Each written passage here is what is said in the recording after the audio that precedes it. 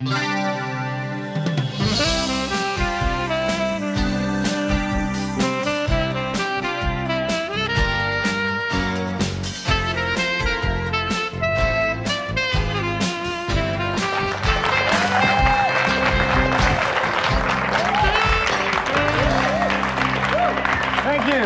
you so much. Welcome to Lifestyle Magazine.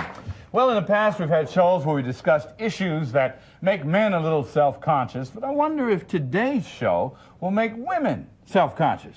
Self-conscious? Probably not. I think today's show, because we're going to be talking about breast cancer, has the tendency to make women afraid. Uncomfortable, maybe afraid, maybe a little self-conscious. Now, do you think that people have been more educated about it because there have been articles about it lately? Oh, I think absolutely. It's hard to miss all the information that we are given about breast cancer. But still, that doesn't take away the fear. That actually heightens the fear. And a lot of people don't go and get themselves examined, sort of on the principle of what I don't know won't hurt me, but in fact, what you don't know could kill you. So we're going to talk about that today, but we're not really doing a show about breast cancer or its causes or its treatments. It's a show about healing, isn't that right? Well, today's show actually is really about coping. What we're going to do today is talk about how you cope when you run into a life situation that's so big that it just broadsides you. But we're also talking about using humor to cope. And attitude. Attitude. Positive. Yes. You know, light attitude. That's correct. I think what we're going to hear today is our guest dealt with tough stuff by the right attitude. Well, I'm always ready to smile. First, we're going to turn the stage over to a very special performer. Please welcome comedian Devorah Cutler Rubenstein.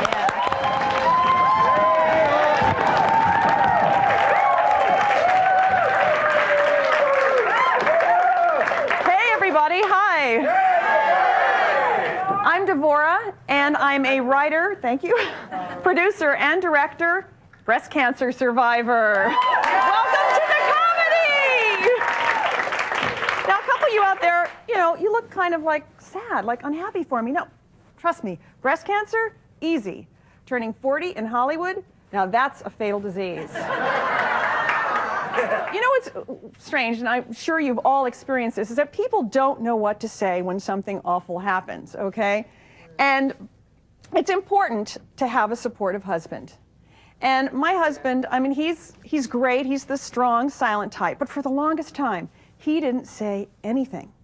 And one day I come home, and he's crying on the couch. And I come home, I say, honey, what is it? And he goes, "K." He's from New York. And I said, coffee? You want some coffee? And he goes, cancer. And I said, hon, I'm going to be fine. We caught it early. And he goes, not you, Joe Torre, the Yankee manager, has prostate cancer. I said, hon, I'm your wife. I have cancer. He says, I know, but you're not going to lose the pennant. So I had to ask him. I said, hon, are you going to leave me over this? We're all afraid of that, right? And he said, oh no, I would never leave you. You're heavily insured. It's okay. I love my husband. He's been great. But I'm not really recovering from cancer. I'm recovering from terminally stupid people, okay? Now, it is like the experience of cancer, though, is sort of like an accident on the freeway of life. And you do develop the attitude of gratitude. And God love everybody that helped us through this. But you have to kind of look at some of those folks along the way. Like when I first woke up in surgery, you don't know whether you have cancer or not, and you wake up and there's this beatific nurse in a white outfit at the end of your bed, and you're thinking, oh, she's my angel, she's going to give me the good news or the bad news, but thank goodness it's her. And so you ask her, she's holding a little file, and she says, oh, my sister had the same kind of cancer that you do. I said, really? How's she doing? She died. Very thoughtful. So I have to tell you, though, that these two fingers, the best technology you could ever want. Big machines missed it. These two fingers saved my life. So remember to check yourself or have your special friend help you out. And, my dad said, look, what doesn't kill you will hopefully make you funnier. And for me, every day's a good hair day. I have some. Thank you. We'll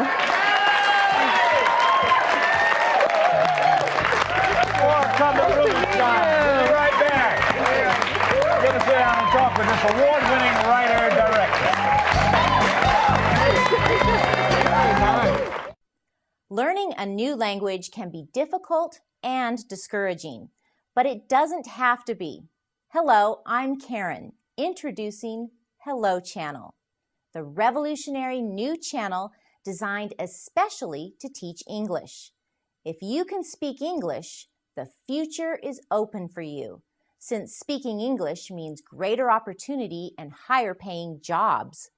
By watching Hello Channel, you are immersed in this valuable language. You'll hear the words being spoken. You'll see the speakers' mouths when they say the words. You'll read what's being spoken in large, clear subtitles. And you'll speak out loud, practicing what you have just learned. There is no better or faster way to learn a language than total immersion. Hello Channel does exactly that. There's programming on every level so you can watch the shows that are just perfect for you. Whether you've spoken a little English, a great deal of English, or none at all, the Hello Channel has something for everyone. Join us for a convenient, affordable, and fun way to shape your future. There's so much in store for you if you'll just say hello. We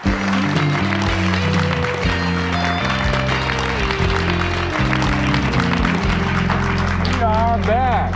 We are back. So many interesting questions to ask you, Devo. Well, now, did the comedy come out of perhaps a conversation with a few friends or with family? Or as you started talking to yourself, did you say something and went, you know, that's funny? Or did you deliberately decide to write humor, comedy? Well, I'm like you, Clifton. I crack myself up. You know? I always have, you know, from the time I was a little girl putting toilet paper on my, you know, hair, trying to entertain my parents. And so it just kind of happened. I mean, I was teaching a bunch of stand-up comedians because I also, on top of being a producer, I'm a coach. And I noticed that I was attracting a lot of stand-up comedians. And I thought, maybe I'm getting a message. And so I tried a class, and that's, you know, rest Did you is make history. people uncomfortable when you started combining humor and breast cancer? I did. In fact, a lot of people said, you can't do that. It's just too dark a topic. And I said, oh, yes, well, George Carlin talks about death. So you had to persist. And part of it was my own healing. I mean, I was like on this mission to heal myself, to really turn myself inside out and feel grateful. You know, find that gratitude. But now you didn't just start doing stand-up. You've been a studio executive. Yes. But you produced a documentary. The documentary is really a way of looking at my own evolution. It's my own narcissistic involvement. Looking at my evolution as a stand-up comedian, but also looking at how our culture is addicted to suffering, and where can we find the joy right now, and then kind of juxtaposing my life events, because I'm photographed myself staring at myself balding in the you know, mirror and feeling suicidal and those dark moments. I mean, I captured all that on film, and then like Seinfeld was kind of my model. I juxtaposed it with the stand-up comedy. Weave the humor into exactly. it. You know, I have an awesome friend. Her name is Sarah Ufendel, and she had breast cancer. And when she got it, young woman, young physician, she was a good friend of mine. I remember the phone call when she called. And we found ourselves in the hospital that day just before she was going in to have a double mastectomy. I mean, this was big stuff. We were standing in a circle. The mood was way down at the bottom. And all of a sudden, Sarah, she kind of pulled her shirt up, and to the girls in the group, she wrote, "Take me on this and me too," on the other side. My goodness, that's and wonderful. It just broke the mood for all of us. It was awesome. And I'd like to introduce to you right now and to our audience, Dr. Sarah Ufendel. Wonderful. Welcome.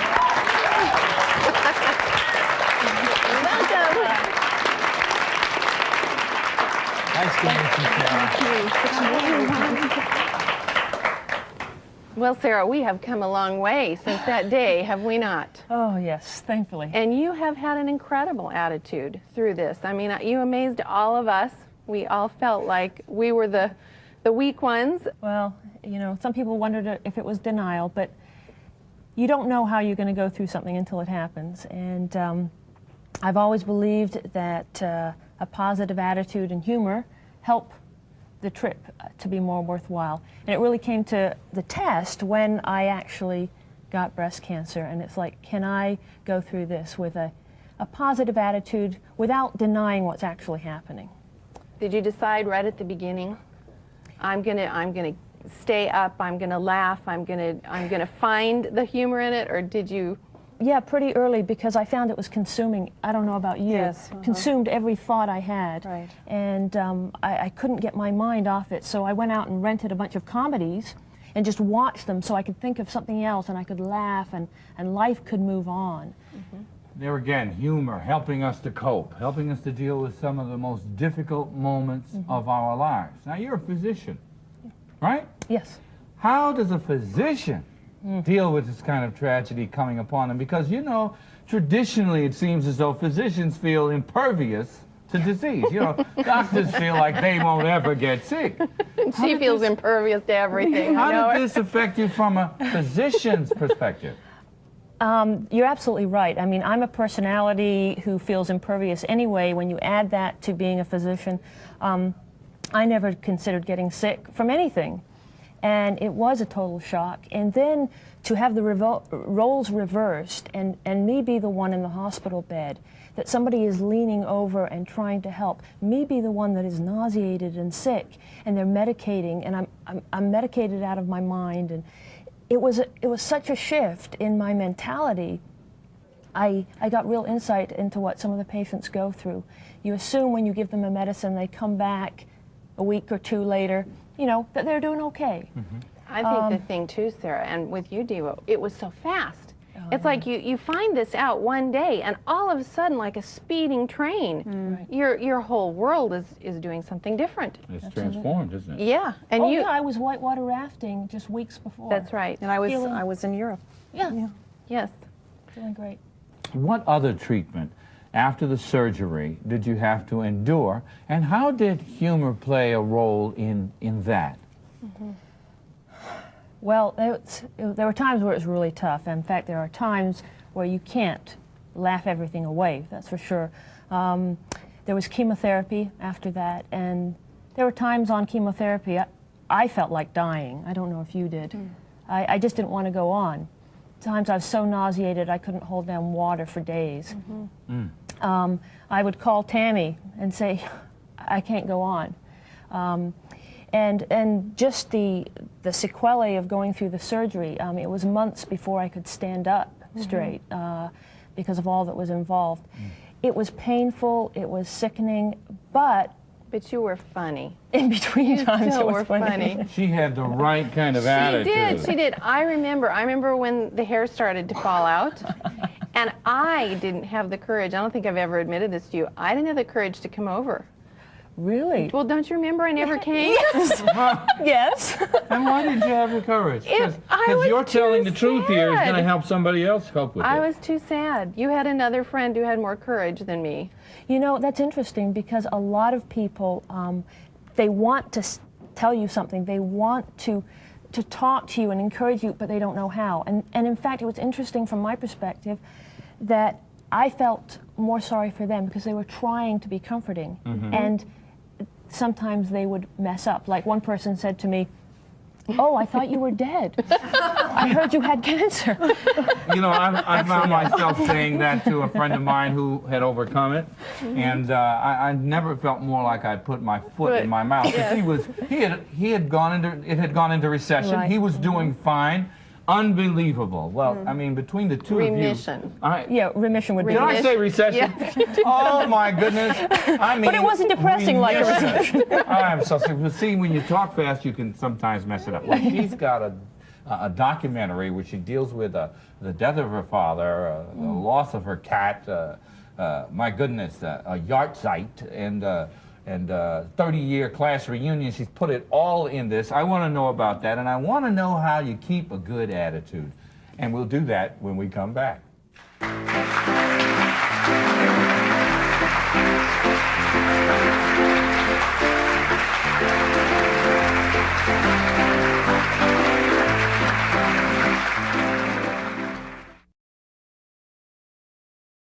I Learn English, you can also on Hello Channel.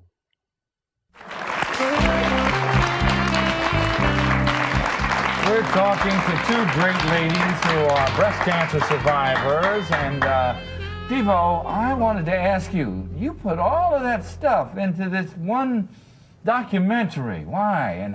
And you also added chemo-induced menopause.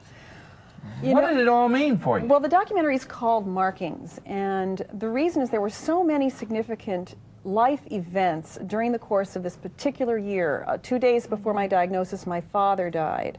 And I had been trying to get pregnant, and so that was one of the reasons the doctor actually missed the lump, is our focus was elsewhere. You know, your life is, you're just living your life. You're not thinking that there's something that's going to happen that will stop it. So I wanted, in the film, is to talk about all the things that mark the life cycle, including illness, that it's just a part of life. It's not something that we can avoid. It's just an inevitable part of it, and whether we like it or not. And so that's why I included all the life events. And I think listening to Sarah afterwards, you know, we talked a long time, sometimes at night, and I would say, well, if you had it to do over, you know, how do you feel now? And you still have this most incredible take on this that I'm not still convinced of, but you might convince me in a while, and tell everybody what that is. Well, I feel really blessed by the whole experience. That's incredible, I realize, but going through cancer, everybody I knew, all my friends and my family, they surrounded me with so much love and so much care. Everybody just uplifted me, and I'd never had so much attention or love before in my life. And it's not that nobody ever loved me before, but it was all so concentrated in that short period of my life that I just lapped it up. And I can honestly look back and I can say, it was the most beautiful, while also being the most horrible experience I've ever been through. like it that you say it is a gift. It's the gift you don't want to open or get, but Right. when you get it, it's what you do with it. I think Absolutely. And I believe life is certainly, it happens to you. We can't control it, it just happens. But our response to it is where we can choose. And Now, Sarah, with your patients now, how has this impacted what you say to patients? I was in the hospital a few weeks ago on the neurology service, because that's my service, not breast cancer, and I saw a patient lying in there with the same packing and the same mesh over her, and I knew. You knew what She'd had a double mastectomy. And I couldn't help myself. I just went up to her. I had no relation to her, but I just went up and I said, I've been there. Wow. it means so much very when people do that. It really does. The slightest, I mean, talking to, now when you start knowing that other people have had it, and you realize just the littlest smile. I mean, people don't have to do that much to encourage you. They think they have to say, oh my gosh, or it's really just holding a hand and being there, doing grocery shopping and listening to the jokes and For several bringing. years, I worked with the Children's Miracle Network, and I also was a part of a program out at Loma Linda University, where every Christmas we would be with little children who were dealing with chemotherapy and having So cancer tough. at the Ronald McDonald House. Right. And I tell you, we tried to give them joy for the moment we had them in our lives. Just give them joy with music, with encouragement, you know, with toys. And sometimes it was difficult to see that some of those children weren't there the next year. But what really made us happy was seeing that others were there. Others had hair. Others' hair had grown back. And I'm looking at all this hair on your head and I'm thinking, this has grown back. This is a very positive thing. Tell us what are some of the outcomes of the treatment that you've had? I've had so much fun with the hair.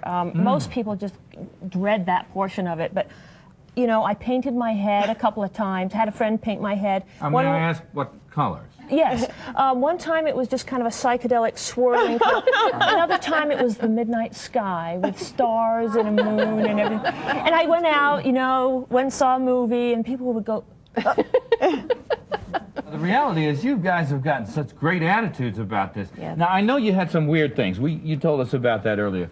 Some weird things happened. We got a couple of minutes. Tell us about some of the weird things that happened Well, during this period of when time. you're first diagnosed, now I was small breasted, or else just say it, flat-chested my whole life. And I said, you know, I used to say to my mom, like, you know, when am I going to be old enough to wear a bra? And she said, well, you're 28, get over it. so you're thinking, okay, so they're going to go in and they're going to take. What are they going to take? Yeah. Yeah. So, but actually, radiation gives you a perky little lift. It does. Really? So the eyesight to Is the doctor that can do true, the other one. I don't prefer Nobody told radiation, me. and I didn't have radiation, so. Well, Anyway, so that was one of the funny stories, was just realizing that, oh, you know, I'm happy to have what I have, and I feel very happy about it, and grateful, and you know, it was a gift. So it's funny stories, funny stories. Well, and I think, too, what I've noticed with Sarah, and I don't know if that's the same with you, but as time goes by, that attitude is almost as important, if not more, than it was originally. It's like, it's hard because we're Yes, it trained. is. I think in this culture, there's just so much negative thinking or I'm just one of the most positive self-judgment. people in the world, but even I, sometimes find myself in a negative bag. But I don't see that anywhere No. with you two. I am just so inspired by you. Thank you. Yes, I really I am too. I You're know both you awesome. use humor. Yes, our audience is too. It's wonderful to see you are breast cancer survivors, but more than that you're making the difference in the lives of so many other women out there by telling your story on television and by using humor and the right attitude to deal with it. I want to say thank you for being on our show. Thank you so much. Sarah Uppendahl, Deborah Cutler-Rubenstein, and we'll be back with a few last words right after this.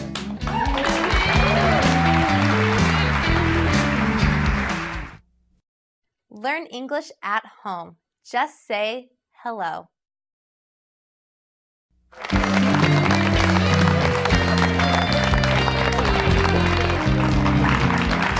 Well, this has been a very informative, exciting, and actually kind of a funny show. Not because the issues that we were dealing with, breast cancer, is funny at all, but because of the way we're dealing with it.